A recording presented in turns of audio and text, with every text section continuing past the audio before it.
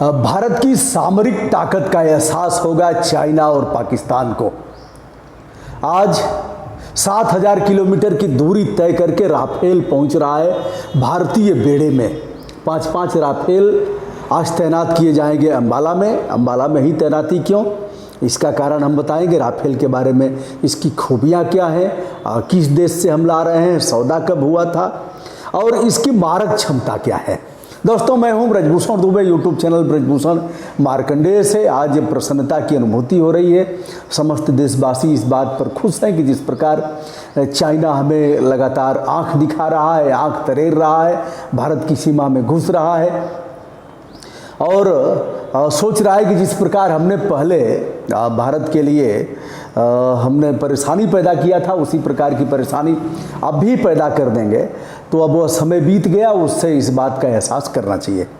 7,000 kilometre की दूरी तय करके 5 राफेल लड़ाकू विमान फ्रांस से आ रहे हैं और इसकी ट्रेनिंग हमारे जाबाज जो विंग कमांडर जैसे लोग हैं, उन लोगों ने 6 महीने तक फ्रांस में रह कर के ट्रेनिंग किया था। ट्रेनिंग करने के उपरांत आज 3 बजे तक अंबाला में इन लड़ाकू विमानों को लेकर के आ जाएंगे। ऐसे लड़ाकू विमान ना तो चाइना के पास हैं और ना ही पाकिस्तान के पास, इसलिए दोनों की धड़कन बढ़ी हुई है और इस तरह के और भी लड़ाकू विमान आ जाएंगे। यह 24,500 किलोमीटर का वजन लेकर के राफेल मार करेगा। बताते चलें, यह विमान ले आने में एक मनीष भी हैं जो बलिया के निवासी हैं। बलिया हमारा पड़ोसी ज़िला है। बलिया के रहने वाले मनीष भी 6 महीने की ट्रेनिंग किया और जब लॉकडाउन हो गया तो 3 महीने और रह गए। कुल मिलाकर के 9 महीने मनीष का रहना हुआ। मनीष भी एक विमान को लेकर के आ रहे हैं। इसको भी लेकर के काफ़ी खुशी है लोगों में। कुल 36 राफेल विमान अगले साल तक भारत आ जाएंगे और इनकी कीमत 3402 मिलियन यूरो है।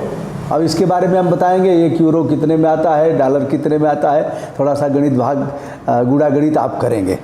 इतना दाम है इसका। और पहली तैनाती अंबाला एयरबेस में इसलिए होगी कि वहाँ इस प्रकार की तमाम मिसाइलें पहले से हैं, जिसमें गोल्डन एरोज है और इसमें और भी हैं, जैसे तमाम लड़ाकू विमान वहाँ तैनात किए गए हैं। ब्रह्मोस की तैनाती वहाँ की गई है। जगुआर विमान भी वहाँ पहले से तैनात किए गए हैं। तो बताते चलें दोस्तों कि दूसरी तैनाती जो विमान आएंगे वह जाएगा पश्चिम बंगाल में, उसका खेप, और हासीमारा में वे विमान तैनात किए जाएंगे। जलवायु को अनुकूल बनाने में इन विमानों पर 1700 मिलियन यूरो का खर्च हुआ है। आपको एक जानकारी और हम देते चलें कि 7 अरब 89 करोड़ 42 लाख 35,925 रुपये एक विमान की खरीद में लगा है, जो मोटा मोटा मैंने गुणा भाग किया है। हो सकता है आपके गुणा भाग करने में कोई और भी अंतर आ जाए, मैंने मोटा मोटा जोड़ा है। 4 साल पहले सौदा हुआ था इन विमानों का फ्रांस से। बहुत हो हल्ला मचा था भारत में, काफ़ी कुछ हुआ था इसमें। राहुल गांधी ने काफ़ी कुछ कहा था भारत सरकार के लिए, बाद में उन्होंने खेद प्रकाश भी किया। हवा से हवा में मार करने वाला यह विमान बहुत शक्तिशाली है और एशिया महाद्वीप में, एशियाई देशों में किसी के पास इस प्रकार के विमान नहीं हैं।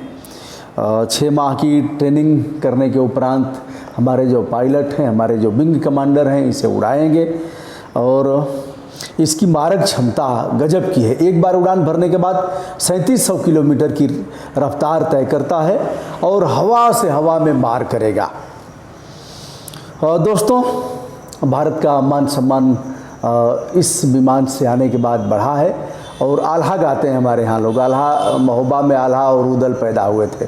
महोबा हमारे प्रदेश में ही है, बुंदेलखंड का ज़िला है।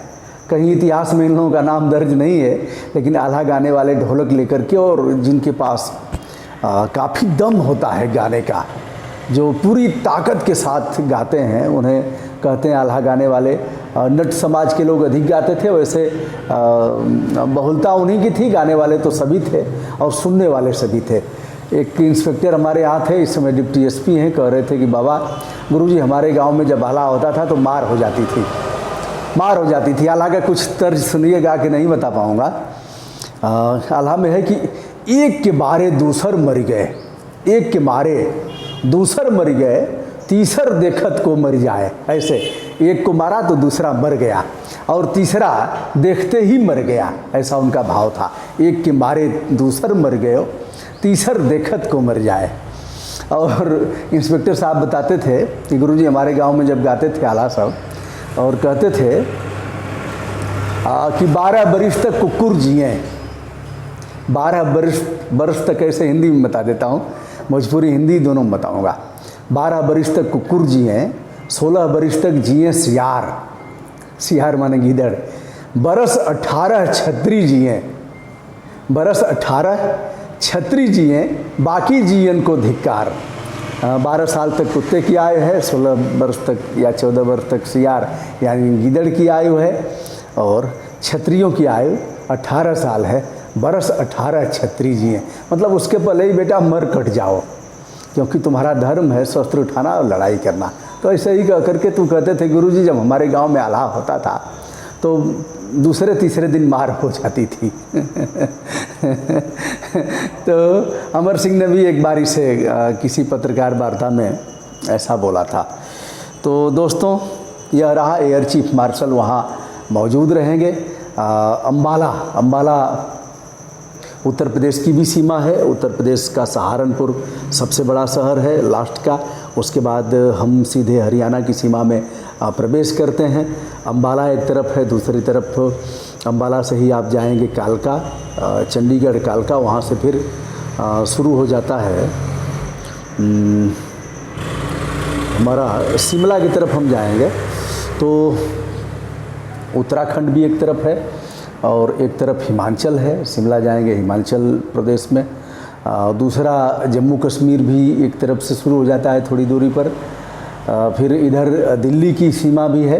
तो ऐसे में अम्बाला एक ऐसा स्थान है जहाँ से चाइना और पाकिस्तान दोनों की ही सीमाएं नज़दीक हैं। सामरिक क्षेत्र से, सैन्य दृष्टिकोण से अम्बाला का काफ़ी महत्व है।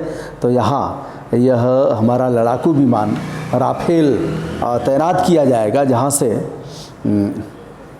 दोनों देशों में दहशत पैदा होगी और हमें आंख दिखाने की ज़रूरत नहीं करेंगे। दोस्तों आज का दिन हमारा इस परिप्रेक्ष्य में है।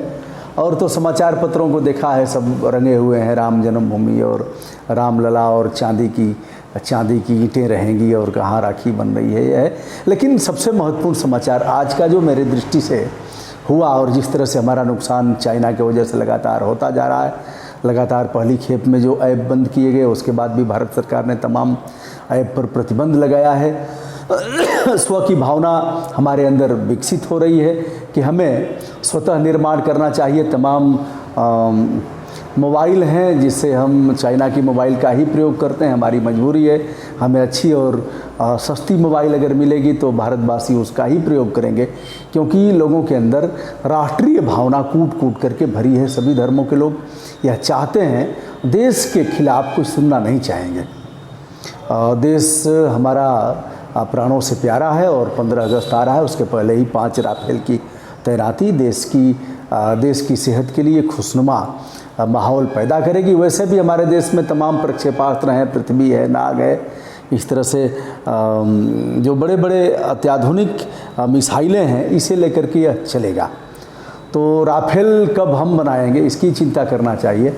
और हम देश के जो तमाम इंजीनियर हैं, जो तमाम वैज्ञानिक हैं, उनसे भी अनुरोध करना चाहेंगे कि हमें इस तरह के मिसाइल, इस प्रकार के प्रक्षेपास्त्र, इस तरह के लड़ाकू विमान और इस तरह के तमाम जो गन हैं, हमें नाज है कानपुर की जो हमारी कंपनी है जो हथियार बनाती है, उस पर भी हमें नाज है, जो जिसकी बोफोर्स जो तोपें बनी थी यहाँ से, उन्होंने लड़ाई लड़ा था कारगिल में। तो यह आयुध निर्माणी कंपनियों का एक लंबा इतिहास रहा है। सुना है उसे भी प्राइवेट हाथों में दिया जा रहा है। वहाँ के लोगों ने काफ़ी धरना प्रदर्शन किया था और ऐसी कंपनियों का निजीकरण दूसरे देशों में भी यहाँ के हथियार गए हैं। ऐसा ही नहीं कि हम केवल खरीद रहे हैं, हमने भी बेचा है, तमाम देशों में यहाँ के हथियार गए हैं। ऐसे पर नाज है और प्रधानमंत्री जी से अनुरोध है कि इस तरह से जो निजीकरण लगातार हो रहा है या निजीकरण रोका जाए, अपने देश की जो तमाम कंपनियाँ हैं विकसित किया जाए, वैज्ञानिकों और जो चिकित्सा क्षेत्र के जुड़े हुए लोग हैं उन्हें प्रोत्साहित किया जाए और हमारा देश आत्मनिर्भर बन सके। कहने से नहीं बनेगा, करने से बनेगा। तो आज के दिन इतना ही। विनम्रता के साथ ब्रजभूषण दुबे का नमस्कार स्वीकार करिए। यदि आपको हमारे वीडियो अच्छे लगते हों तो हमारा मनोबल बढ़ाने के लिए आप हमारे चैनल को सब्सक्राइब, लाइक तथा शेयर करिए। आज 3 बजे हमारे लड़ाकू विमान पहुंचेंगे। एयर चीफ मार्शल उनका वेलकम करेंगे अम्बाला में रह करके। हमारे लिए आदर्श पक्ष है और हम प्रसन्नता की अनुभूति कर रहे हैं। नमस्कार।